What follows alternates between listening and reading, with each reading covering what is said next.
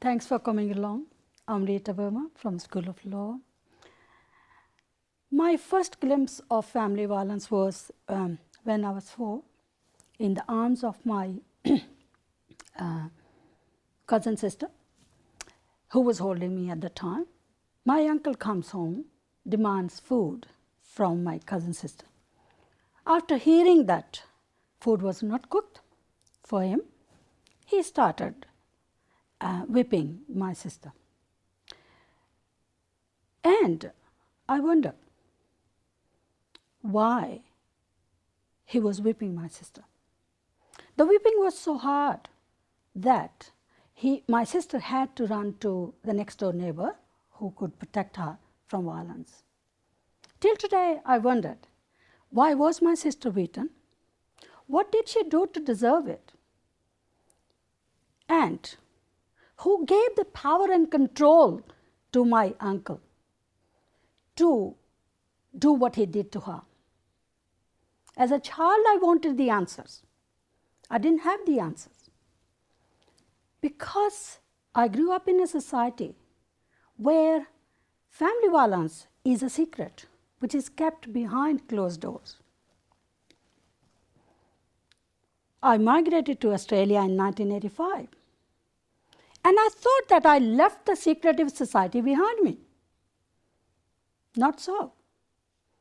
Research shows that 1 in 3 women are victims of family violence. Family violence crosses all cultural, religious, ethnic, linguistic, and national boundaries. For this reason, any discussion on family violence is linked to the broader issue of violence against women. So in my discussion today, I will be using family and domestic violence and violence against women, these terms synonymously. If we examine the cost of family violence on the community, particularly on women, that is a huge cost which the community is paying. So the first national plan came out this year, 2010 and 2013, that says while living free from violence is everyone's right, reducing violence is everyone's responsibility. The report or the action plan, however, signals that women from all backgrounds are less likely than other groups of women to report violence. Why so? One would wonder. There are enormous barriers in their way. If I sit there, I will not finish the list in 15 minutes.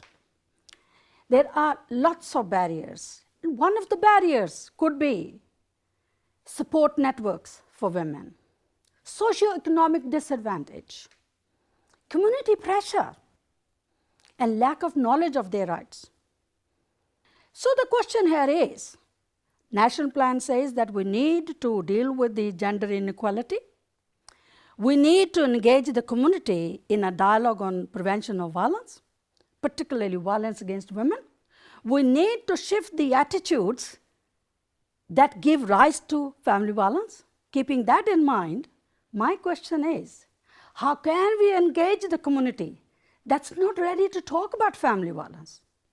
Here comes my big fat idea. I say in order to engage the community in a dialogue on prevention of violence, you need to connect with the community. While power and control are the major contributors of family violence, violence can occur when people are lonely, sad, anxious, stressed, isolated, or disconnected.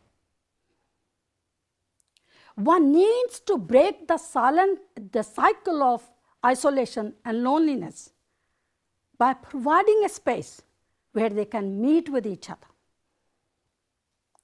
They make connections. They have a sense of belonging. and they learn new skills. When family violence occurs at home, women can feel more isolated, abandoned, ignored, neglected, worthless, sad, anxious, stressed, confused. I'm speaking on behalf of many, many women I helped over the years. Physical, psychological, and economic disadvantage can further alienate them from friends, family, and other members of the community. So one needs to bring the women out of their shell and give them the confidence that with the right support and information, they can make difference to their life and the life of their family. One needs to earn their respect and trust so that they can break free the barriers that keep them silent.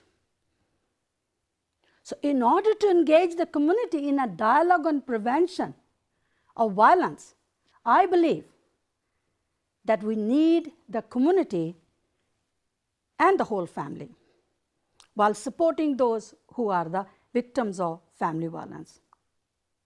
I approached two councils, Brimbank City Council in the west and Durban City Council in the north.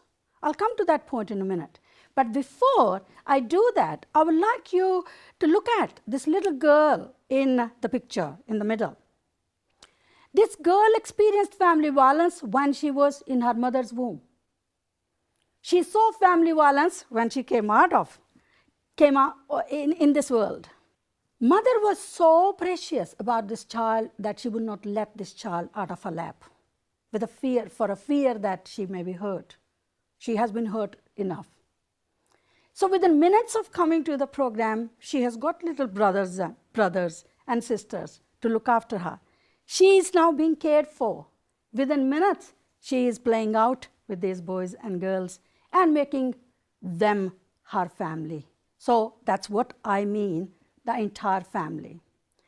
So the program which I proposed to these two councils was a program which was designed to support women from the Indian subcontinent to discuss issues which are important for their health and well-being. And you will note that I did not mention family violence, domestic violence, or violence against women. Fully knowing that these terms, once you mention these terms, they are not going to come to the program. So you need to grab them in another way. Let's talk about health. Let's talk about well-being. Let's see how to make a happy and healthy families. So the program which I designed was creating happy and healthy families. The main aim of the program was to nurture and support women to break the silence of loneliness. Mind you, I had women in mind. I didn't have the entire family at that time in mind. But women started bringing their fathers, father-in-laws, their relatives, aunties and uncles, and so on. That was a pleasant surprise for me. So what we did, we gave them a little structured program where they did a meditation, relaxation. After meditation, relaxation, and chanting and prayers, then we will invite the professionals. One of the barriers Indians have is with the police. No normal Indian will visit a police station. No right-minded Indian will go to the court. That's for sure. And that's why police is at a loss, that family violence is occurring, neighbor calls the police, police goes to the property, knock on the door, and woman says nothing has happened. So we brought the police there in the program through the multicultural liaison officers and let the police talk about women's rights, let them talk about family violence, how the police can help them. So you can see that a lot of the women over there are asking questions to the police, and they are clarifying certain ideas. Some of them are victims themselves. Some of them are survivors of family violence themselves. and some are working, they are community leaders working in that area. So Keeler's Down police station approached me and said that there is a lot of Indian community, but no one comes and reports to us. What's going on there? We need to connect to the newly arrived migrant communities. How can we do that? I said, easy. Come over, meet these girls, let them make connections, and there have been many successful stories. One woman who was beaten, so I was told, beaten every day by her husband, the landlord, wanted to do something about it, but woman told her not to do anything about it. Police did not know how to deal with that issue. When the woman is not ready to take any help, what can they do? They can go and knock at the door. That means they will walk out. She will be beaten more. She may be killed.